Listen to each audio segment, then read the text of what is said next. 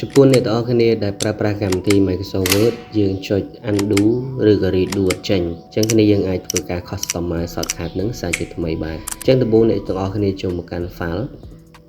តើមួយយើងចូលមកកាន់ option នៅខាងក្រោមនេះហើយបន្តមកទៀតអ្នកទាំងអស់គ្នាចូលមកកាន់ custom ribbon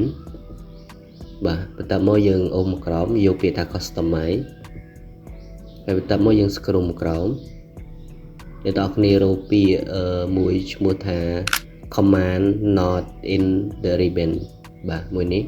ហើយបន្តមកនៅខាងស្ដាំដៃអ្នកទាំងអស់គ្នាអូមក្រោមទៀតអញ្ចឹងរហូតតើអ្នកទាំងអស់គ្នា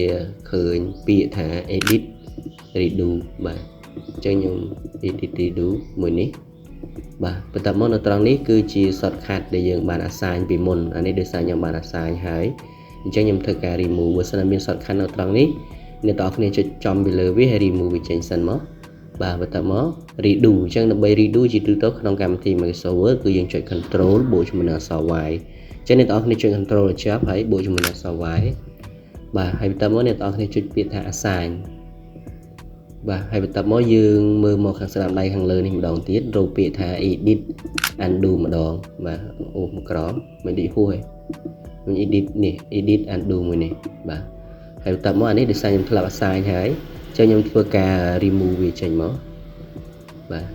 អញ្ចឹងខ្ញុំ assign វាម្ដងទៀតអញ្ចឹងដើម្បី undo គឺយើងចុច control set control បូកជាមួយនឹងអក្សរ set បញ្ជាក់នៅលើ keyboard តើមកអ្នកទាំងអស់គ្នាចុច assign ដូចគ្នាបាទហើយតើមកអ្នកទាំងអស់គ្នាចុច close ហើយចុច OK